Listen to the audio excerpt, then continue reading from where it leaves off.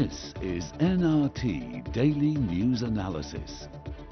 سڵاتان لەبێت بەڕێزان کارزان عوسمانم لە ستۆدیۆکانمان لە شاری سلێمانیەوە لەگەڵتانم بۆ چاوتێکردنی پرسە گەرم و گرنگەکانی ڕۆژ. ماوەیەکە زۆر باس لە ڕاوێژکار دەکرێت بە تایبەت یاخود زۆرتر سەرنجەکە لەسەر ڕاوێژکارانی پەرلەمانی کوردستانە، هەرچەندە لە پاڵ پەرلەمانی کوردستاندا هەم لە سەرۆکایەتی هەرێمی کوردستان هەم لە ناو ئەنجومەنی وەزیراندا کۆمەڵێک ڕاوێژکاری دیکە هەیە. من هەوڵمدا کە داتایەکی دروستم دەست بکەوێت لەسەر کۆی ڕاوێژکارەکان لە هەرێمی کوردستاندا بەڕاستی بە حکمەوەی کە وەکو پێویست زانیاری نەبوو لەسەر ژماری ڕاوێژکارەکان لە هەرێمی کوردستان. منەوەی کە پشتم پێی بەستۆ لە ساڵی 2016دا پەرلەمانی کوردستان خاوەنی 58 ڕاوێژکار بووە، هەروەها لە ئەنجومەنی وەزیرانی هەرێمی کوردستان 55 ڕاوێژکار هەبووە کە باز لەوە دەکرێت وەکو ئاماژەم پێکرێمانە سەرچاوەی نافەرمین، من زانیاری نافەرمین کە دەستم خستون لە کۆی ئەم 55 ڕاوێژکارە لە حکوومەتی هەرێمی کوردستان تەنها 11 کەسیان پابەندی دەوام بوون و بە ئەرکی خۆیان هەستاون. لە سەرۆکایەتی هەرێمی کوردستانیش سەرۆکایەتی هەرێمی کوردستانیش 40 ڕاوێژکار بوونیان هەیە. جا لە پاڵ ئەوەی کە باسی ڕاوێژکارەکانی حکوومەتی هەرێمی کوردستانم کرد بۆ پەرلەمان و بۆ سەرۆکایەتی هەرێمی کوردستانیش هەمان تێبینی و سەرنج لەسەر کاری ڕاوێژکاری هەیە لە هەرێمی کوردستاندا. زۆر جار دەوترێت کە کاری ڕاوێژکاری یان پۆستی ڕاوێژکاری لە ناو موسسەکاندا بووە بە ئیمتیازێکی حزبی بۆ ئەو خەڵکانەی کە حزب بە شیاویان دەزانێت ئەگەر ئیمتیازێکیان بدرێتێ یاخود لە پای خزمەتێک ئەگەر کردویانە بەمە تەعویزیان بکاتەوە کە بیان کاتە ڕاوێژکار دەنا بە هیچ جۆرێک سوودیان نییە بۆ ئەو موسسانەی کە ئەوان وەکو ڕاوێژکار کاری تێدا دەکەن. حتمما بۆ چوونی پێچەوانەشەیە کە ئەم شەو جۆتان لێ دەبێ بەوەی کە نەخێر ڕاوێژکارەکان ڕۆڵی گرنگیان بینیوە لە پەرلەمان بۆ نمونە لە بابەتی یاسا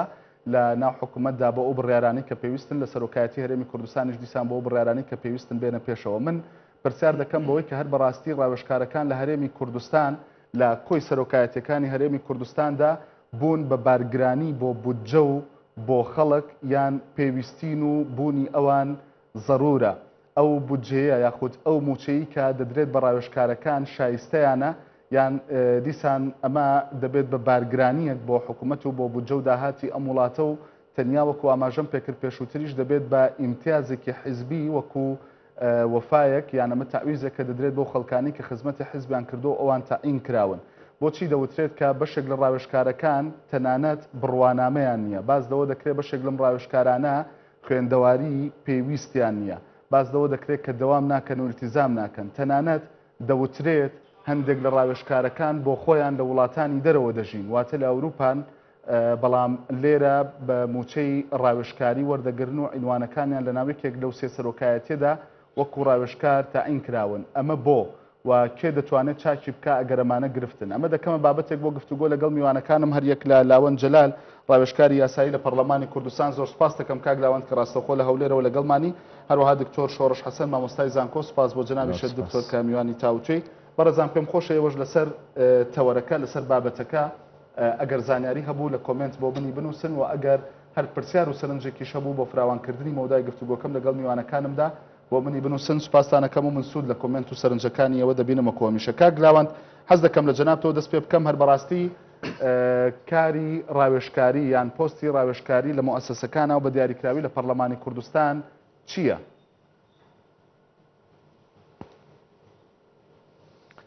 سڵاو لە ئێوە و لە بینەران. دیارە هیچ مؤسسەیەک لە دنیادا نییە بە تایبەتی سەرۆکاتیەکان، سەرۆکاتی با بڵێن کۆمار، حکوومەت، پەرلەمان و ئێمە سەرۆکاتی هەرێمیشمان هەیە لە هەموو جیهان سەرکردە سیاسیەکان دیارە لە هەموو بوارێک شارەزانین نەریتێکە ئەمە نەکرد لێرە لە هەموو دنیا هەیە. تەنانەت سەرۆکە زۆر زیرەک و بەتواناکانیش لە پەرلەمان لە حکوومەت لە وڵاتان ڕاوێژکاریان هەیە. بۆ نمونە مەسەلەن ئێستا شاژنی بەریتانیا کە باس لەوا کرێ زیاتر لە 6 ڕاوێژکاری هەیە ئیشی پێێتی، ینی ڕاوێژکاری ئەڵمانیا کە سەرۆکی ئەڵمانیا یەکێک لەو ژنانەی ناسراوە بۆی کە زۆر بەتوانایە و هەموو پلەکانی لەسەر خۆ بڕیوە، بەڵام ئەویش تەنانەت کۆمەڵێک ڕاوێژکاری هەیە لە وڵاتانی ڕۆژهەڵاتی ناوەڕاستیش ئێمە بینیمانە، یعنی زۆر تاکەم بەشێکی زۆری ئەو موسسانە ڕاوێژکاریان هەیە. سەبارەت بە هەرێمی کوردستان من شەک و گومانم لەوە نییەکەوە نەک شەک و گومان کەسمان ناتوانین نکۆڵی لەوە بکەین کەوا موسساتی هەرێمی کوردستان تاکو ئێستا لەسەر ڕێزکە ڕاستەقینەکەی خۆیان ناڕۆن کە پێویستە وەکو هەر موسسەیەک لە جیهان لەسەری بڕۆن و ئەوە دیارە نەتیجەی ئەوەیە کە ئێمە چۆن وەکو پێشتر ئەوترا تەجروبەکە تازەیە یان تەجروبەمان نییە توانم ئەوە بڵێن بەداخەوە شەڕی ناوەخۆ ململانێ سیاسیەن ململانێ ئەو ملانە سیاسی لە نێو هێزەکان هەبووە وای کردووە کار بکاتە سەر ناڕێکی کاری مؤسسات لە هەرێمی کوردستان پەرلەمانی کوردستانیش بەشێکە لە مؤسسانەی لە هەرێمی کوردستان بەدڵنیایی کاری ڕاوێژ زۆر گرنگە چونکە وەکو باسم کرد ئێستا بۆ نمونە ئەگەر پەرلەمان باس بکەین کە من لەوێمە پەرلەمانتاران لە بەروی بەلیستی کراوە دێن زۆر ئاساییەکەوان شارەزاییان لە هەموو بوارێک نەبێەوە ئەم مؤسسەیە یاسا دەرەکە تەسیری لەسەر کۆی سێکتەرەکانی ژیانی خەڵکەیە بۆیە ئەکرێ پێویستە لە ڕاوێژکار بۆ مؤسسەی پەرلەمانی کوردستان ئەو ژمارانە جارێ بەر لەوەی بێمەسەرەوەی پێویستیان ناو ژمارانە هیچی ڕاستنەوەی لە ڕاگەیانەکان بڵاوەکرێتەوە یعنی من چەند ڕۆژێکە لە سایتەکان ئەبینم باس لە 100 بەداخەوە ئەم ژمارانە ڕاست نییە وێنەیەک بڵاو بۆ دوای کۆبنەوەیەکی بەڕێزێگریانە باز لەوە دەکا کە 58 ڕاوێژکار هەیە زیاترە لەمە ئێستایان کەمترە ناکەمترە کاکارزانە و داتایانە من نازانم ینی لە چێوەرتان ئەتوانم ڕقەمێکی دروست بۆ ئێستا بۆ کاتەش بێ سەرۆکایەتی پەرلەمانیان دامەزراوەی پەرلەمان خاوەنی چەند ڕاوێژکارە سلویەک ڕاوێژکار لە پەرلەمانی کوردستان هەیە ئێمە لە خولی ڕابردوو زیاتر لە 20 لیژنەی هەمیشەیی و چەند لیژنەیەکی کاتی پێکێنرابوو لە پەرلەمان دیارە هەر لیژنەیەک دوو ڕاوێژکاری هەبوو جگەلەوە سەرۆکایەتی پێویستێتیوە بۆ لیژنە تایبەتیەکانیش پێویستە ئێستا لەم خولە 15 لیژنەی هەمیشەیی هەیە لە پەرلەمان وە بڕیارە لیژنەکان زیاد بکرێت کاکارزان قسە لەسەر ئەوە نیە عەدەدی ڕاوێژکار چەندەیان نا قسە لەسەر ئەوە بکرێت ئایا ڕاوێژکارەکان سوودیان هەیە یان نا ئایا ئەو ڕاوێژکارانە سوودیان هەبوو نەکرداری منیش حتمەن هەر بەڕاستی سوودیان هەیە ئەم چلوو یەک ڕاوێژکارە پێویستن یان وەکو لە پێشێکەکەدا وتم هەندێک دەڵێن ئەمە بەشێک لەم ڕاوێژکارانە تەنیا تعینی حیزبین یان بڵێن ئیمتیازی حیزبین حیزبەکەی ئەم کەسی تعین کردووە لە بەرەوەی ماندوو بۆ لە حیزبەکەدا ئەگەر پۆستێکی تر نەبوو بیداتێ دەیکا بە ڕاوێژکار و دادەنیشێ بەبێ ئەوەی هیچ پێویستێک پڕ بکاتەوە لە ناو دامەزراوەکەدا کاکارزان هێزە سیاسیەکان بۆچی دێن یعنی بۆچی دێن ململانیەکەن لێکتر دەسەڵات وەربگرن دەسەڵات بۆ بەڕێوەبردنە ئێخۆکۆ هێزی سیاسی بەڕاستی نایە یعنی ئێستا بۆ نمونە مەسەلەن گۆڕان یعنی دەسەڵات بگرێتە دەست لە وڵاتە بە نمونە دێنمەوە یعنی گۆڕان بگرێتە دەست ناکرێت یعنی لە بژوردنەوەی ئیسلامی بەیان لە یەکێتی بێ خەڵکی تر بکات بە ڕاوێژکار پلە بدا بۆیە هێزی سیاسی کە خەڵک دائەنێ بە حەقی خۆیەتی دای بنێت بۆی تەعویز دەکاتەوە یان نا بەڵام با قسە لەسەر ئەوە بکەین ئەوەی ئەو هێزە سیاسی ئەیهێنێ ئایا سوودی بۆ مؤسسەکە هەیە سوودی بۆ خەڵک هەیە یان دەی پرسیارەکەی هەر ئەوەیە کاکۆ ئاساییە هەر حیزبێک چێ تعین دەکا یان چێ ئیختیار دەکا بەڵام خۆ ئاسایی نییە لە بودجەی گشتی تعینی بکە بە موچەیە تعویزی حیزبی وانە دەبێت پێویستی پڕ بکاتەوانێ بەتاکید بۆ پێویستی کاکارزانەمە شتێکی ئاساییە ترامپ هات بۆ کۆشتی سپی هەرچی لە پێشی ئەو لەوێ بوو لای بردوو خەڵکی خۆی هێنا لەوێ داینا بەڵام ئەم خەڵکانە دەبێت سوودیان هەبێ بۆ ئەم مؤسسەیە ناکرێ هەبێ با قسە لەسەر ئەوە بکری ئەگەر ڕاوێژکارێک سوودی نییە یان توانای نییە یعنی بێت زیا بکرێتەوە ناکرێت ئەوە بە کۆی گشتی قسە بکرێت ڕاوێژکارانی پەرلەمان ئێستا ناکات ئەگەر خوا نەخواستە بێژەرێکی خراپ لە ئێنارسی هەبێ بڵێن بێژەرانی ئێنارسی تخوا ئەگەر کە دەمەوێت وەڵامی تۆ وەربگرم لەسەر ئەوە بۆچی بەتەنیا باز لە ڕاوێژکارەکانی پەرلەمان دەکرێت خۆ لە ئەنجومەنی وەزیرانیش ڕاوێژکار هەیە خۆ لە سەرۆکایەتی هەرێمی کوردستانیش ڕاوێژکار هەیە پێ دوایە بە ئامانجگرتنی تێدا بێتەوەی کە بەتەنیا ناوی ڕاوێژکارەکانی پەرلەمان دەهێندێ زارێ بەس ناوی ڕاوێژکارنی ناوی پەرلەمانیش دێ منەمەوێ قسە لەسەرەوە بکەم بەداخەوە یعنی پەرلەمان لە هەرێمی کوردستان یعنی وەکو مؤسسەتەکانی تر ڕێزی ناگیرێ ئەمە شتێکە کەسمان ناتوانین نکۆڵی لێ بکەین یعنی هەسەیرکە هەر لە ڕاگەیانەکان یعنی ئێوە یعنی من نەمبینیوە ئێوە بەرنامە لەسەر کەم و کوڕەکانی ناڵێم نەبووە لەسەر کەم و کوڕی کاری حکوومەت بەڵام لەسەر ئیدارە لە ئەنجومەنی وەزیران من نەمبینیوە بەڵام بە دەیان زار لەم ئێنارتیە پرسیار لە خۆم کراوە لەسەر کاروباری پەرلەمان لەسەر مەسەلەی سەرۆکایەتی هەرێم ئەمە لایەنە سیاسیەکە لێ بێنە دەرەوە هەرچێ لێوێ بێ ئاساییە بەڵام فۆکەس لەسەر پەرلەمانە بەشێکی ئەوەیە مەسەلەن پەرلەمانتار حەسانەی هەیە قسە ئەکا بەڵێ بەدڵنیایی بۆچی جواب نەدەینەوە چونکە کاکارزان من وەکو باسم کرد کە قسە ئەکرێ لەسەر ڕاوێژکار نابێ برێ ڕاوێژکاران زایی پەرلەمان بێ ئی حکوومەت بێ هەر وەک چۆن ئێستانێکە من نمونەیەکم هێناوە مەجاڵ نەدا تەواوی بکەم ئەگەر کاتم بدەیت ناکرێ ئێستا ئەگەر بێژەرێکی خراپ لە کەناڵەکەی ئێوە یان کەناڵێکی ترە بێ بڵێن کاکە بێژەرانی ئێنارتی نەخێرە بێت جیا بکرێتەوە ئەوە کارزان عوسمانە ئەمە خاڵە باشەشکانیەتی ئەمە وایە ئەگەر سلبیاتێکی هەبێ برێ ئەمە فلانە خاتونە ئەگەر سلبیاتێکی هەبێ بڵێ بۆ ڕاوێژکارانیش بە هەمان شێوە يعني من هیچ ڕاوێژکارێکم تعین نەکردووە لە حکوومەتی هەرێمی کوردستان لە سەرۆکاتی هەرێم لە پەرلەمان ئەگەر خراپ بێ لەسەر من بشتێتەوە نەخێر لە پەرلەمانی کوردستان ڕاوێژکاری زۆر بەتوانە هەن ئێمە لەو چ ڕاوێژکارەی لە پەرلەمانی کوردستان هەن نوێیان خاوەنی بڕوانامەی دکتۆران نوێیان خاوەنی بڕوانامەی ماستەرن و چەندین بەکەلۆریۆسی جیازیای تێدایە و ئەمانە هەمووی خەڵکی مختەسن بەشی هەرە زۆری لە زانکۆکانیش دەرسیوتەوە ڕاوێژکار هەیە بەڵێ وەکو چی هیچ بڕوانامەیەک باز لەوە دەکرێت ڕاوێژکار هەیە هیچ خوێندەواری نییە دەوتری ڕاوێژکار هەیە ئیلتیزام بەدەوامەوە ناکە ئەسڵەن لە وڵاتێکی دیکەدا دەنیشێ و ئەینوانەکەشی ڕاوێژکارە لە پەرلەمانیان لە یەکێک لە مؤسسەکانی دیکە و موچەی ڕاوێژکاری وەردەگرێت دواتر دەمەوێت وەڵامی ئەوەم بدەیتەوانێ کاک دکتۆر شۆڕش دەمەوێت سەرنجی تۆش سەربار بکەم هەر بەڕاستی ئێمە پێویستمان بەو ژمارەیە لە ڕاوێژکارە بۆ مؤسسەکان ئەگەر بە نمونە پەرلەمانی کوردستان وەربگرین چونکە ئێستا کاگلاوەند و ڕاوێژکارێکی پەرلەمان ڕاوێژکارێکی یاسایی لە پەرلەمان حزوری هەیە بریا لە مؤسسەکانی دیکەش هەبوو نایەکەم پەیوەندیم کرد بەداخەوە نەبوو دەمەوێت سەرنجی تۆ بزانم پێویستمان بەم ژمارەیە لە ڕاوێژکارە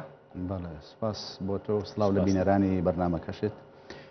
بەڕاستی ئێمە ئەگەر بە حکمی دامەزراوەی کار بکەین پێویستمان بەو ڕێژە زۆرە نیە لە ڕاوێژکاران هەم لە ناو پەرلەمانی کوردستان هەم لە ناو سەرۆکایەتی ئەنجومەنی وەزیران و لە ناو سەرۆکایەتی هەرێمیش دەبێت ئەمە خاڵی یەکەم دەبێت پێویستی بێ بە پێویستی بێ پێویستەکەت لەسەر ئەساسی کەفاعەت دابدرێ ناکرێت مەسەن ڕاستە حیزبێک کورسی پەرلەمانی هێناوە بەڵام پەرلەمانەکەی لەوەیە 20 پەرلەمانتاری هەیە بەڵام ناکرێت پۆستەکانی ناو پەرلەمان بە مدیر عام و بە ئەمین عام و بە مۆزەفەکانی تر و بە مستەشارەکان هەمووی لەو حیزبە بێ نەخێر دەبێت ئەمە لەبەرەوەی ئەمە خزمەتی تر دەکەن بە شێوەی تر دەکەن ئەمە پۆستەکان سیاسیە کابرا پەرلەمانتارە پۆستێکی سیاسی هەیە دیفاع لە سیاسەتی حیزبەکەی دەکات بەڵام کابرای مستەشار دەبێت بێ شارەزا بێ بە پێی کەفاعەت دانرا بێ مەسەن دەرگا بکرێتەوە بە پێی CV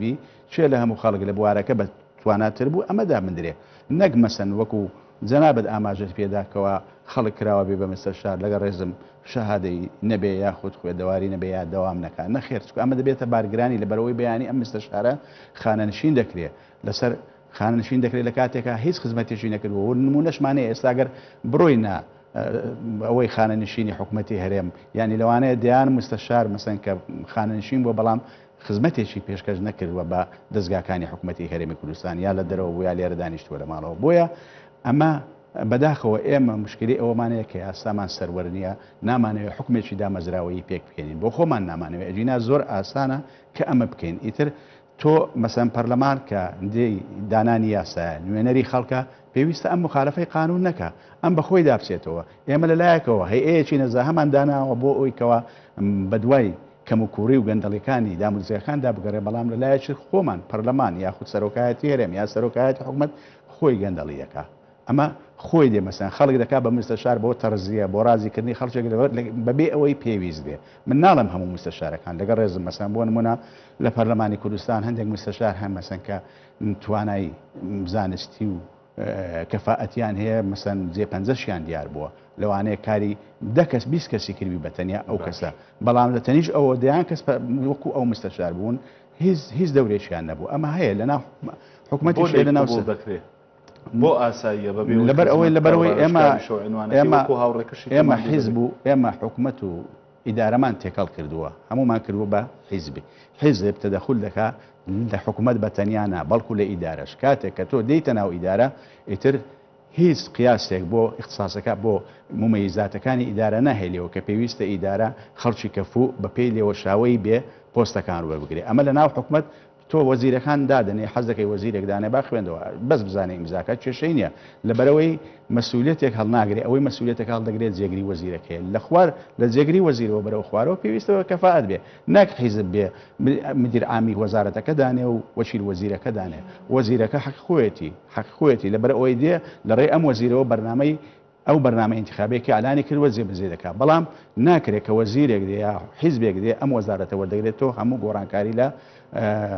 پۆستە ئیداریەکان بکرێت ئەمە دەبێت بە پێی کەفاعەت بێ بە پێی CV بێ لە هەموو وڵاتانی دنیا وایە ئەگەر باز لە ئەمریکا بکەین ئەمریکا سەرۆکی ئەمریکا مەسئولە لە دەسەڵاتی تەنفیزی ئەگەر بەیانی دەسەڵاتەکەی وەکو پێویست جێبەجێنەکە پەرلەمان لێپرسینەوەی لەگەڵ دەکات پەرلەمان لێپرسینەوەی لەگەڵ دەکات محاکەمەش دەکات چەندین سەرۆکی ئەمریکا محاکەمە کراوە لەسەرەوە لەبەر ئەوەی ئەم لەلایەن خەڵکەوە هەڵبژێردراوە خۆی مەسئولە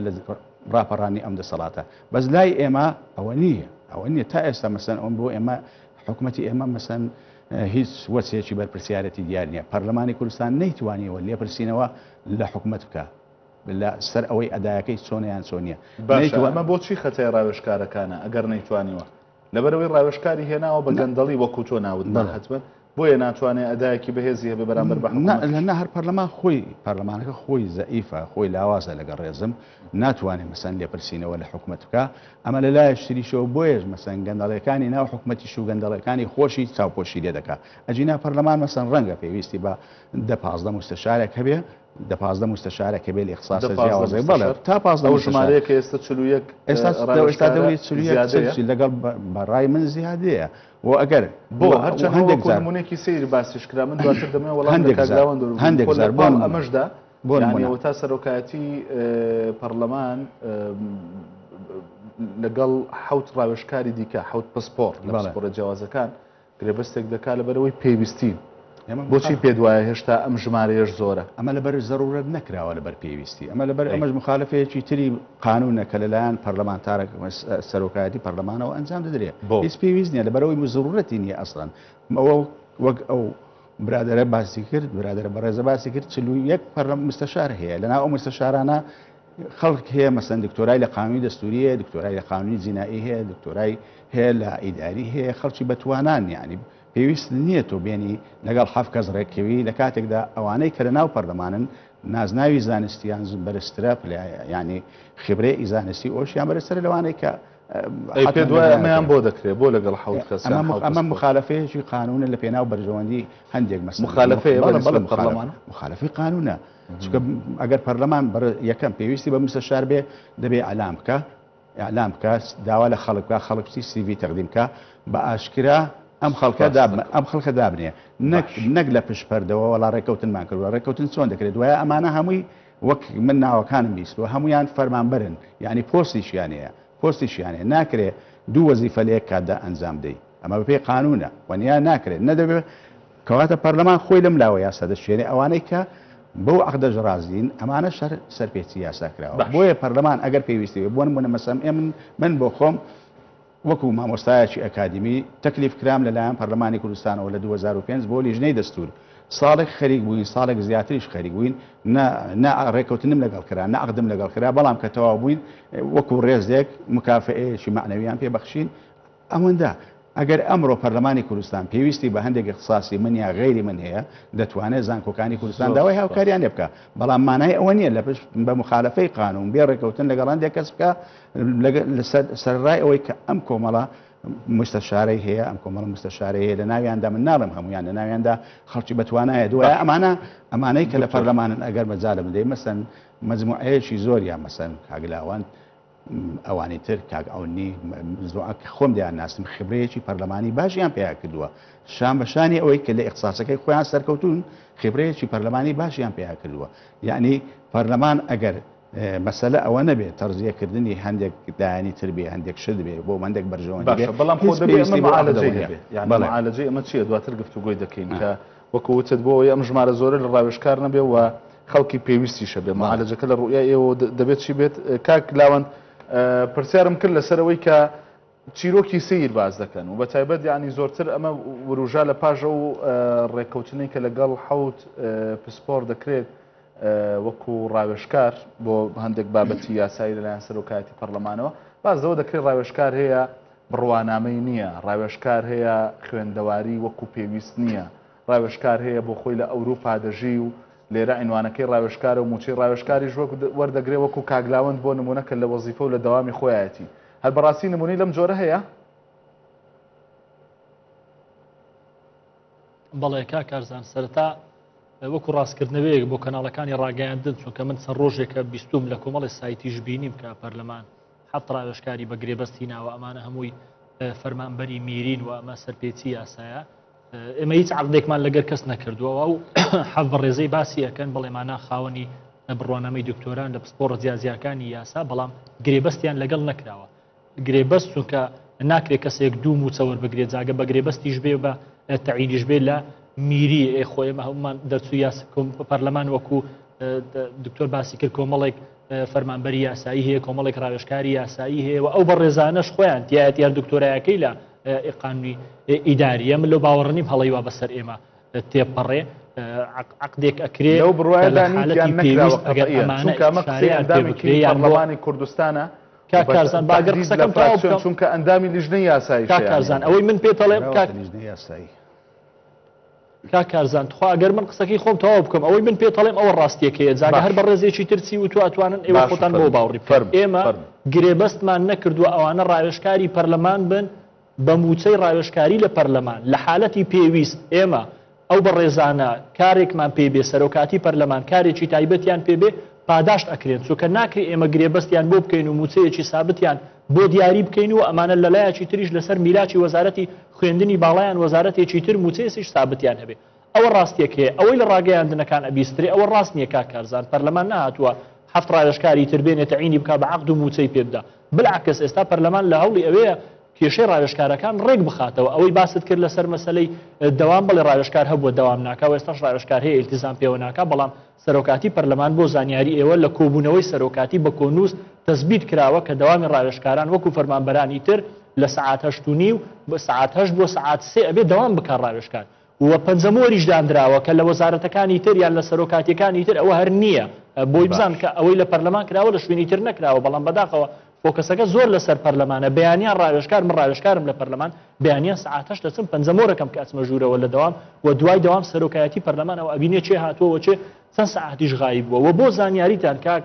کارزان بەشێ لە ڕاوێژکارەکان نەوەک تەنها سەعات 3 ئێمە زۆر جار سەعات 7 و 8 لە دەوام هاتووینەتە دەرەوە ڕاوێژکارەکان ئەمێنەوە و دوای دەوامیش کاری ئێمە بە بەردەوام بە تەلەفۆن لەگەڵ سەرۆکاتی پەرلەمانیان لەگەڵ لیژنە تایبەتەکان لەسەر هێڵی چووکە کاری ڕاوێژکاری وایە پەرلەمانتار سەعات 8:30 ئیشی کاری بەشتێکە تەلەفۆنت بۆکە بە سەعات راپۆرت ئامادەکەی بۆ بەیانی سەبارەت بە مەسەلەی بڕوانامە کارزان یعنی ئەوەی پێم وتی ئەمە داتای پەرلەمانە و من لی بەرپرسم 9 کەس خاوەنی بڕوانامەی دکتۆران و 9 کەسیان خاوەنی بڕوانامەی ماستەرن ئەگەر یەکێکیان دوان دڵنیانیم لەوە بەکەلۆریۆسیان نەبێ دەرچووی پەیمانگابن ئەوانی تریش هەمووی خاوەنی بەکەلۆریۆسن و پەرلەمانتاران من نازانم یعنی ئەو بەڕێزە چەیە کە قسەی کردووە لەسەر ڕاوێژکاران یان چی وتووە من نازانم خۆتەزانی پەرلەمانتارە مافی خۆیەتی بەڵام لە کۆبوونەوەی سەرۆکایەتی پەرلەمان لەگەر سەرۆکایەتی لیژنە هەمیشەیەکانی پەرلەمان بە کۆی گشتی دیفاعە نەک دیفاع ئەتوانم بڵێم دەستخۆشیان لە ڕاوێژکارەکان کردووە کە پەرلەمانتارەکان سوودیان لێبینین چونکە وەکو باسم کرد بەشێ لە پەرلەمانتارەکان لەوانەیە اختصاصێکی دیاریکراویان نەبێ یان لەوانەیە یعنی ماوەیەکی زۆر یعنی خبرەیان نەبێ لەوە بەڵام ڕاوێژکارەکانی پەرلەمان ئێمەتیاماندا هەیە من 3 خولە لە پەرلەمانم ڕاوێژکار هەیە 4 خول و 5 خولە لە پەرلەمانە ڕاوێژکار هەیە 30 ساڵ خزمەتی هەیە لە پەرلەمانەوە ئەگەر ڕاوێژکارێکیش لە پەرلەمانیان لە سەرۆکایەتی هەرێمیان لە حکوومەتیان لە هەر وەزارێک کەم تەرخەمی لە ئەدایەکەی هەبێ ئەوە ڕئیسی وحدە ئیداریەکەی خۆی مەسوولە چونکە ئێمە یاسامان هەیە توانێت بە پێی یاسا لەسەر مەسەلەی نەهاتنی دەوام لەسەر مەسەلەی شەهادا هەروەها لەسەر مەسەلەی التزام نەکردن یان ئەگەر هاتوو ئەگەر سوودی لێ نەبینی ئەوە یاسا هەیە توانێت چۆن تەعاملی لەگەر بکە سەبارەت بە ینی محاسەسەی حزبی کارزان خۆەوە بەس یەکێتی و پارتی خەڵکیان تەعین نەکردووە لە پەرلەمانی کوردستان یەکێتی پارتی گۆڕان کۆمەڵی ئیسلامی یەکگرتو کاکەیی مەسیحی ئێزیدی تورکمان هەمووی ڕاوێژکاری هەیە فۆکەسەکە بەس خراوەتە سەر ئەڵەن حزبی دەسەڵات یعنی حزبی تر هەبووە پێشتر معارەزە بووە بەڵام ڕاوێژکاری بەڵام یعنی خۆ کاک لاوان ئەگەر ئەمە خراپ بێ نابێ ئەو مبەڕیر بێ مادەم هەمووان هەیەە ئاساییەوانە یعنی ئەگەر خراپ بێ بۆ هەمووی خراپ بێ نەگەکێتی و پارتی بڵێ لەبەرەوەی ئەوانیشیانە ئاساییە ئێمە شەمان گومانم لەوە نیە کارزان نا بەس من مەبەستم ئەوەیە فۆکەس نەخرێتە سەر ئەوە تەنها یەکێتی و پارتینەوە ئەو مؤسسە زۆربەی شوێنەکانی تریش ڕاوێژکاری حزبەکانی تریشی تێدایە و بۆ زانیاریتان کارزان ئێوە بۆ ئەوەی تەواو بزانن ڕاوێژکارەکان ڕۆلیان چیە لە پەرلەمان ئەتوانن بگەڕێنەوە بۆ کۆبوونەوەی لیژنە هەمیشەیەکان لە پەرلەمان و ببینن لە مەحزەرەکان ئەوەی ڕاوێژکارەکان ئەرێنیان ئەوەی ڕاوێژکارەکان تەثبیتیەکەن چونکە ئەوەی ئێوە لە هۆڵی پەرلەمان ئەیبینن ئەو ڕاپۆرتانە 3-4 فلتەری بڕیوە تا گەیشتوتە ناو هۆڵی پەرلەمان ئەو فلتەرانە لە هەمووی ڕاوێژکار تێیدا بەشدار بووە و بەشێ لەو ڕاوێژکارانە من ئەتوانم یعنی بە ویژدانەوە بەشێ لەوانە تا سەعات 11 و 12 شەو لە پەرلەمان ئەمێنەوە لە کاتێکا زۆر جار پەرلەمانتاری تێدا نەماوە بۆ خزمەتی پەرلەمان ئەو بەشەی کە بۆ بۆ لەیان قبول دەکرێت ئەو بە ئیجراعات لە مەودووە لەیان قبول ناکرێت لە مەودووە لەیان قبول ناکرێت کارزان خولەکانی ڕابردوش مەبەست یعنی من چکە لەوێ بووم لە خولەکانی ڕابردوش لەوێش هەوڵ درراوە بەڵام خۆتە زانی بەداخەوە هەرێمی کوردستان ناوەنەوە بە بارودۆخێکی ناسەقام ژیری وا تێپەڕە بێ کەس ناپڕژێتە سەر ئەوەی بێ نەکرد لە پەرلەمان لە سەرۆکاتی هەرێم و لە مؤسساتەکانی تریش خۆتە نەزان ئێستا مەسەن چەند ساڵە پێش ئێستا بارودۆخی پەرلەمان چۆن بوو پەرلەمانتار ناهاتە دەوام سەرۆکی پەرلەمان ناهاتە دەوام چۆن لێ پێچینەوە لە ڕاوێژکارەکرێ بەڵام لەم خولە ئێستا کارزان هەر لە سەرەتای دەست بەکاربوونەوە ئێمە سەرۆکایەتی پەرلەمان کۆبوونەوەی لەگەڵ ڕاوێژکارەکان کردووە و بەرنمەیەکێ بۆ ئەوەی تەواوی کاروبایی ئیداری پەرلەمان ڕێک بخرێتەوە بەس مەسەلە ئێوە خۆیمە دکتۆر شۆڕژووتیمان هەیە لە دەرەوەی پەرلەمان ڕاوێژکار ڕقمێکی زۆرە بۆ پەرلەمان بۆ 15 پەرلەمان ڕاوێژکار کفایەتە دەمەوێت زۆر ڕاشکاوانە پێم بڵێ هاوڕای لەگەڵەوە بۆ چوونەدا خەڵکی زیادەتان تێدایە وەکو ڕاوێژکار نا بەدڵنیایی من کارزان پەرلەمانی کوردستان خۆتان نەزانن ئێمە بە قۆناغێکی سەخت تێپەڕین و بەداخەوە یعنی ئێمە ئەو لیستە کراوەیە کە من خۆم لەگەڵی نیم قەتعیەن کاتی خۆشی من لەگەڵی نەبوومە چونکە یاسا ئەبێ لەگەڵ پێشکەوتنی کۆمەلگا بڕوە یاسا نابێنە لە دواوەی کۆمەلگاوە بێنە لە پێشی کۆمەلگایە بێ هەر بۆیش مەسەلەن تعدیل دانراوە بۆ یەگەر ماوەیەکی بەسەر چوو ئەم یاسایە تعدیل بکرێتەوە من لەگەڵەوە نەبووم لیستی کراوە بێ مە ڕای تەنها تایبەتی خۆمنەوە کۆ ڕاوێژکار وەکو هاوڵاتیەک ئەگەر ڕام هەبێ ئەڵێم حەزم لێ ئەم لیستە لیستی داخراو بێ هەرچەند لیستی داخراویش بێکەم و کوڕینیە بەڵام من پێم وایە بۆ ئێمە لەم حاڵەتە لەوە باشتر ئازانم لە لیستی داخراویش ئێستا خەڵک زۆر قسە لەسەرەوە کرا کە مەکتەبی سیاسی و سەرکردایەتی و حزبەکان خەڵکی خۆی دائەنێ من ئەڵێم هەردووشیان حاڵەتی سلبی باش و خراپی هەیە بەڵام لەوانەیە لیستە داخراوەکە بۆ ئێستا کەمێک باشتر بێ تەجروبەکاری پەرلەمانی خۆمە سەیری کوالیتی باگەر بێمە سەر ئەوە ئێستا کارزان بۆیە لەو حاڵەتەی ئێستا کە هەیە لە پەرلەمان من پێم وایە پێویستمان بە ڕاوێژکارە بۆی بتوانێت دەعمی لیژنە هەمیشەیەکانی پەرلەمان بکە ئێمە پێویستمان بە ڕاوێژکاری خاوەن تەجروبە و توانایە کە ئێستا بەشێکیان بتوانن بڵێن بەشێکی زۆریان لە پەرلەمانیان لە مؤسساتەکانی تروان بۆی بتوانێت دەعمی ئەم لیژنانە بکەن ئەو پرۆژە یاسایانەی لە پەرلەمانیان لەو لیژنە تایبەتیانە دەرەچێکا کارزان ئەمە کاریگەریە کاتە سەر ژیانی تاک بەتاچی ئەم کۆمەلگایە لە ڕووی ئابووری سیاسی کۆمەڵاتی فەرەنجی تا دوایی بۆیە ناکرێ ئەمە بچووکترین بۆشایی تێدا بێ ئیمکانەتی پەرلەمانتارەکانی ئێمە ئەو خەڵکانی کە تەشرێ دەکەن کە یاسا دادەنێن خراپە دەبێت ڕاوێژکار هەبێ بۆ ئەوەی تەبەنیان بکا و نانە بەعکسەوە کارزان بەعکسەوە پەرلەمانی بەریتانیا تەمەنی 800 ساڵە بەڵام کۆمەڵێکی زۆر ڕاوێژکاری هەیە خۆ قسە لەسەر ئەوە نییە پەرلەمانتارەکانی ئەوانیان پەرلەمانی بەریتانیا لە ڕووی تەشریع ئەو کێشەیە نەخێر بوونی ڕاوێژکار بۆ 15 ڕاوێژکار نەبێت کە کیفایەتە دیارە پێویستە کارزان لەبەر ئەوە ئێمە لە ناو پەرلەمانین و ئێمە کاری پەرلەمان لەوانەیە باشتر سارەزانین من دڵنیام لەوانەیە ئەگەر دکتۆر بەیانی بێ لەوێ تەشریف بەرەوەی بچمەوەچانەکە زۆر بەڕاشکاوانە پێم بڵێ ئەو ژمارەیە پێویستیە یان بەشێکی ئەو تاعینە حیزبەیە کە باسمان کرد زۆر ڕاشکاوانە و بە کورتی سوپاس دەکەم کارزان ڕاوێژکار پلەیەکی تایبەتە بە دڵنیایی هێزە سیاسیەکان تەعینیەکەن یعنی هەر هێزێکی سیاسی دێتە دەسەڵاتیان بەشداریەکە یان نەتوانێت لەگەڵ دەسەڵات ڕێکەوێ ڕاوێژکاری بۆ تەعینەکرێ من وتم قسە لەسەر عەدەد نییە قسە لەسەر ئیستیفادەیە لە ڕووی ئیستیفادەوە ئەم 41 ڕاوێژکارە بەسوودن بۆ پەرلەمان دامی وڵی کارزان من لەسەر لیژنەیەک داوامەکەم لە هەموو لیژنەکەنیم تۆتوانی ئەوە لە لیژنە تایبەتیەکان بپرسی لە پەرلەمان ئەوان ئەبێ وەڵامی ئەوە بنەوە بەڵام ئەوەی من بینی و مەکارم لەگەر کردوونە لە لیژنەکان بەڵێ کۆمەڵ ڕاوێژکاری زۆر بتوانان بۆ زۆر پێویستن لە پەرلەمان زۆر سپاس دەکەم پرسیارەکەم دوای وچانەکە بۆ تۆشەرەوە دەبێت کە ئەگەر گرفت هەیە لە مەسلەی ڕاوێژکارەکانی پەرلەماندا دەبێت چۆن معالەجە بکرێەوە حتمما ڕاوێژکار بۆ مؤسسەکانی دیکەش ئەگەر گرفت هەیە چۆن معالەجە بکرێ وچانێکی کورتم هەیە و بەردەوام دەبین بەڕێزان وچانێک و لەگەڵمان بمێنەوە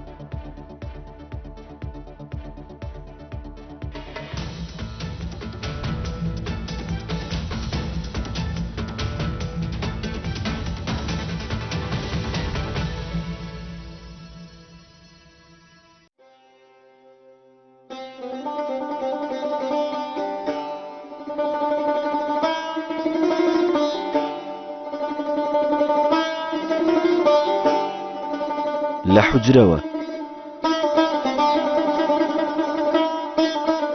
لەم بەرنامەیەدا هەر جارە و مامۆسا و مدەڕیسێک بەسەرهات و چیرۆکی حوجرە دەگێڕێتەوە ئەزموونی خوێندن و نووسینەوەی مەتن و شەرحەکان ژیانی فەقێتی و گەشتی نێوگوندەکان تا وەرگرتنی ئیجازە عیلمی.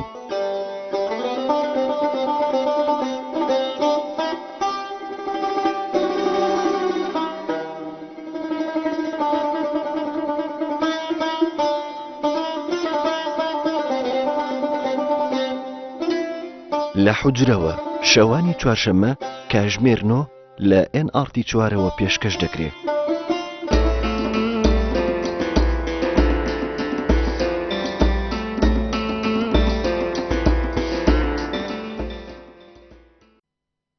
تاوتوێ بە سپۆنسەری کۆڕەک تلیکۆم بەردەوامە.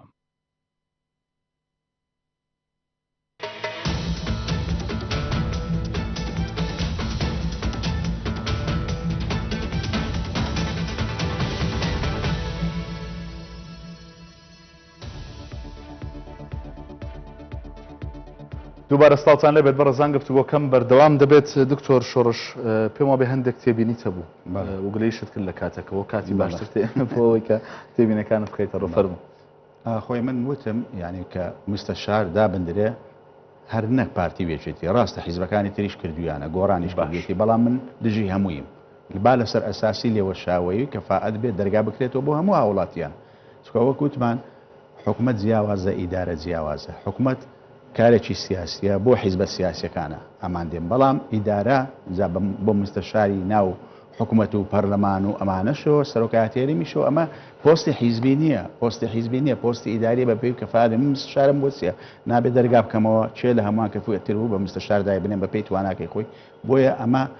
ینی هەر حیزبێک بیکە بەڕاستی مەرفوزە و پێچەوانەی یاسایە قۆڕخکردنی دامەزراکانی حکومەتە. باش لەلایەکی ترەوە پەرلەمان ئێستا زیاتر بۆی نییە پرۆژه یاساکان لە حکومەتەوە پێشکەش دەکرێن پرۆژەی یاسا مەشروعی قانون بەم کاملی لە حکومەتەوە پێشکەش دەکرێت وە خولەکانی پێشتر نییە کە پەرلەمان پرۆژه یاسای پێشکەش دەکرد ئامادەی دەکرد ئەو وەختە بوونی مستەشاری قانونی بوون مستەشاری قانونی بەتایبەتی بوو لە بوارەکانی تریش پێویست بوو بەڵام ئێستا ئەو پێویستی نیە لەبەرەوەی زۆربەی زەختەکە دەکەوێتە سەر حکومەت بۆ ئامادەکردنی ئەم پرۆژه یاسایانە کە ئەم لەڕێی دەستگا تایبەتمەندەکانی خۆیانەوە مەسەن لەڕێی مەجلیسی شورا ئەوانەوە قانونەکان ئامادە دەکەن. باشتر بوو ئێمە لە زیاتی ئەوەی کە پەرلەمانی کوردستان وەکو دەستکەوتێک بۆ ئەم خولە مەسەن بەهاتبە باسی لە چاکسازی سیستەمی قانونی هەرێمی کوردستانی کردبا کە ئێمە تەواوی 20 ساڵ حکومڕانی تا ئێستا مەسەن قانونەکانی بەغا تەدوێ دەکەین و ئەو قانونە کۆنەکان ئەو قانونانش کە ئێستا لە بەغدا دەرەچێ ئێمە دێن یەکسەر لێرە تەنفیزیان دەکەین بەبێ ئەوەی هەوڵ بدەین خۆمان قانونێک دابنین بۆ نمونە قانونی مرۆریار قانونیشتر بۆیە بۆ دانانی ئەم چاکسازیە قانونیە پێویست بوو مەسەن پەرلەمانی کوردستان دەیتوانی لەڕێی تواناکانی خۆیەوە بە هاوکاری لەگەڵ زانکۆکانی کوردستان کۆلیجەکانی تایبەتمەند مەسەن وەکو یاساوی دارە قساد و ئەمانە بێ لیژان پێک بێنێ بۆ ئیسلاحی نظامی قانونی بۆ دانانی قانونەکان ئەو عەقدەی کە کردویانە یان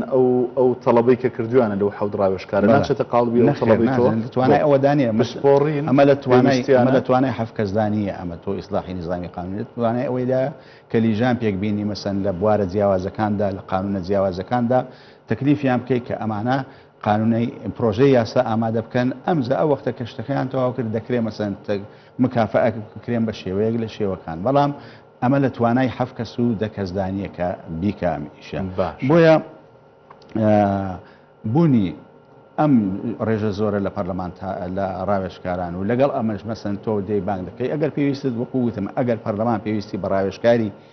حەقیقی هەیە ئەوانەی خۆی مەسەن ئەگەر هەمووی وەکو پێویست ناتوانن دەور بین دەوری کاریگەر نابین فعلا پێویستێتی دەکرێت مەسەرەن ئیسفادە لە خبرەی زانکۆکان بکە لە مامۆستایانی زانکۆ بکە بەڵام نەک بە ئەوە چکە من ناتوانم مسن لە پەرلەمان تاین بم لەبەرەوەی وەزیفەی خۆم هەیە بەڵام مەسەلەکە براوەتە لیژنەی ئەوانەی وەکو گرێبەست ناکرێت گرێبەست چییە ئەی تاینەک عەقد نییە گرێبەست نییە ئەی دەیخێت چ چوارچێوەیەکی یاساییەوە دەچیخێت چ چوارچێوەیەکی یاساییەوە ئەگەر هیچ ناوێکی لێنەیە بەیانی مەسەن بەبێت تاین من تەکلیفکە ئەم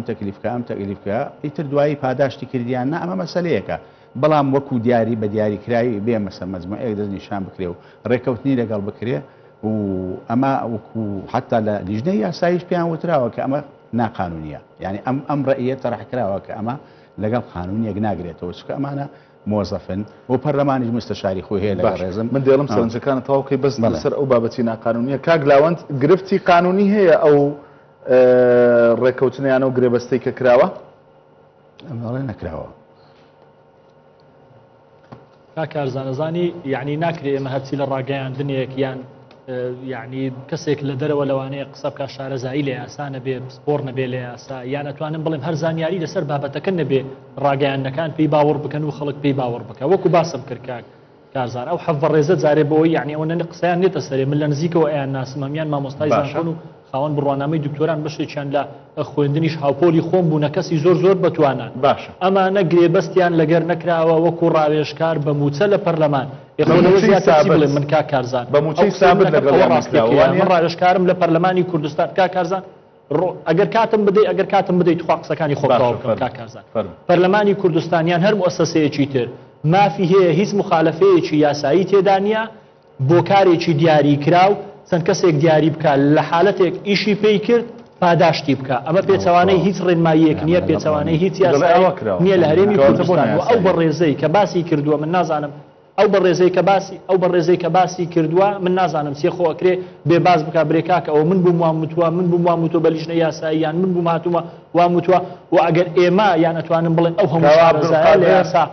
نزانن حاڵەکە چێ بە ئەو بڵۆمەخۆچی تێدا نوێ و ئەندامی لیژنەی یاسایی حتمما هەر لە بەرنامەی تاوتێ ئەو ئاماژەی بۆ بابەتە کرد من سوپاس دەکەم کاک لاوەند دکتۆر ئەسڵاتە بۆچی ناقانون ئەگەر مەبەست هەر مؤسسەیەک ئەو حەقی هەیە ئەگەر هەر حەقی هەیە هەر مؤسسەیەک حەقی هەیە بەڵام ئەگەر مەبەست گرێبەز نەبووایە لە ئیشەکە نەدەنێدرا لیژنەی یاسایی وانیا چکە سەرۆکایەتی پەرلەمان دەسەڵاتی خۆیەتی بەیانی من تەکلیفکە هەر مامۆستایەکەر کەسێک بێت تەکلیفکا بڵە کاکا و کاریمان بکە پاداشتم بکە ئەمە هیچ مخالفەیەکی قانونیتیان نییە بەڵام ئەگەر بێت و بە شێوەی گرێبەز بێ بە شێوەی گرێبەز بێ و ماگانەی بۆ دیاری بکرێ بە شێوە ڕێکەوتن بێ و ماگانەی بۆ دیاری بکرێ ئەمە مخالفی قانونە بەڵام تۆ لە ماوەی 90 ڕۆژ 6 ڕۆژ ساڵێک ئیشت بە دوو کەسە مەجموعەیە کەسە تەکلیفیان دەکەی دوای پاداشیان دەکەی ئەمە مخالفی قانون نییە پێویستیشی بەوە نییە بینێ لێ لیژنەی یاسایی بەڵام کە نێدراوە بۆ لیژنەی یاسایی دیارە مەبەست ئەوە بۆکەوە سیغەی ڕسمی بدرێتێت تاواکو سیغەی ڕسمی وەربگرێت باش لە شوێنێکدا ئەماژت بۆ کرد کە ژمارەی پەرلەمانتارە ڕاوێژکارەکان بۆ نمونە ڕقەمێکی زۆرن کاک لاوەند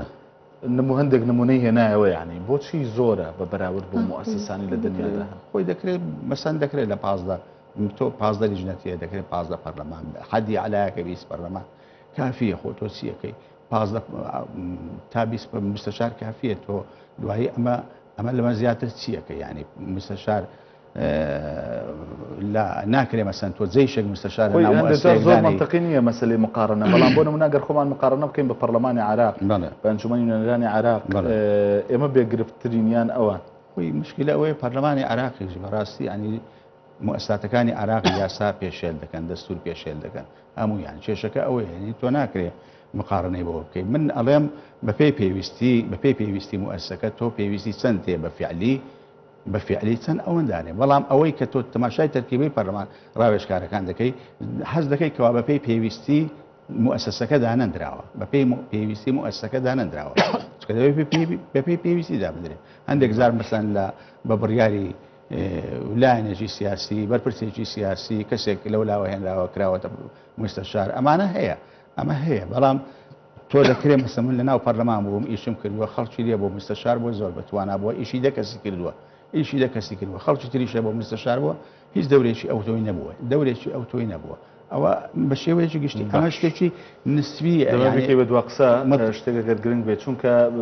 بەستم بۆ زۆرترەوە بزانم کە معالەجە دەبێت چی بێ کاک لاوەند لە شوێنێکە لە ناو قسەکانی داماژەی بۆ کرد کە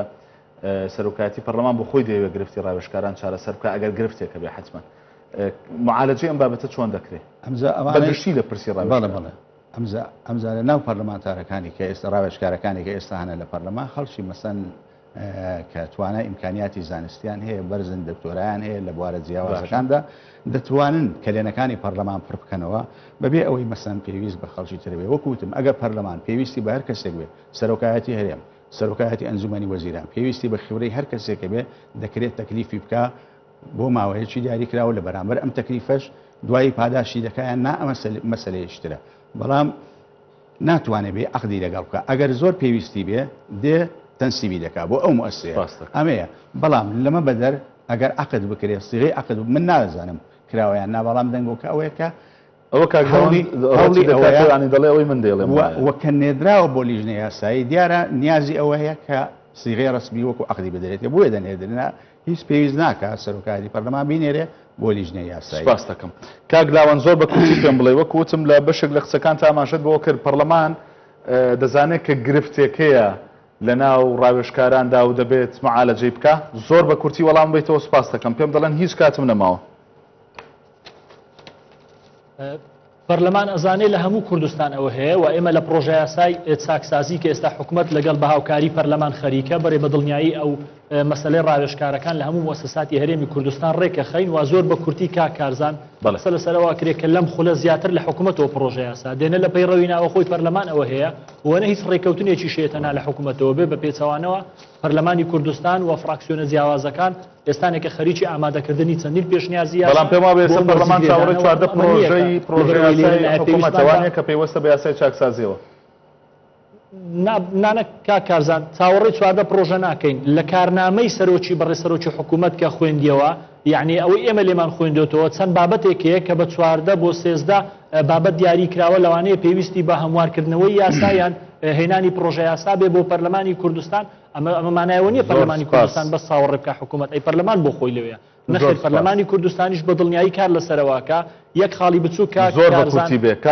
زۆر یعنی ئەوە بیستین ئێمە لە ڕاگەیانەکانیش تا ئێستا لە بەڕێزشم بینی بەسەلەی لاوازی پەرلەمان یەکەم پەرلەمان لاواز نییە دووەم مەسەلەی پەرلەمان ئەمە بابەتێکی سیاسیە لە هەرێمی کوردستان هێزە سیاسیەکان بەداخەوە لە هەڵبژاردن یعنی کە دەنجی باشیش بێنن